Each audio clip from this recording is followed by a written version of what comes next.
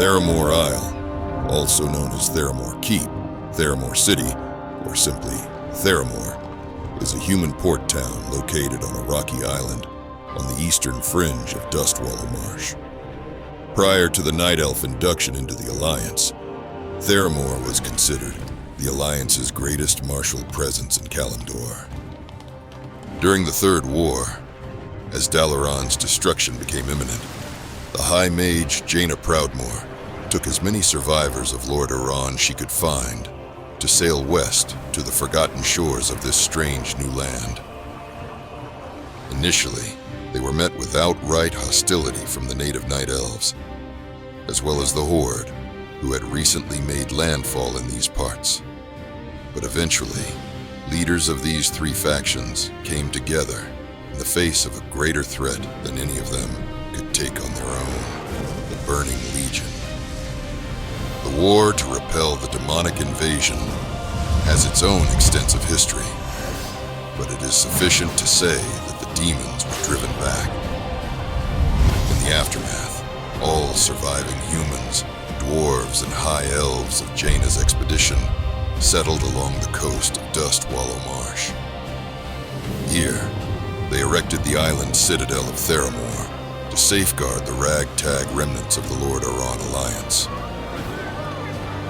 But between the survivors in Theramore and orcs present in Durotar, a tension rose. Grand Admiral Dalen Proudmoore, Jaina's father, and the Alliance fleet commander held the city for a time. Still clinging to old hatreds, the elder Proudmoore started a brief but bloody war against the Horde, aided by the far-off island nation of Kultiras, of which he was the de facto ruler. Proudmoore's army besieged the new orcish homeland, attempting to rid the land of the Horde before it could take root. And while they managed to score several initial victories, making a landing along the shoreline, the Kultiran forces were subject to endless harassment by champions of the Horde. They were unhinged from the province at Tirgard, where supply lines evaporated into a fine mist, and the bulk of the army along with them. The fleet was swiftly recalled back to Theramore, where the Grand Admiral found his fortress now encircled in turn. The Horde had smashed through the blockade, ready to vengefully tear into the last vestige of Lordaeron. It was Jaina Proudmoore, ever the pragmatist, who attempted to facilitate a peace between the Alliance and Horde. But it was Dalen who refused.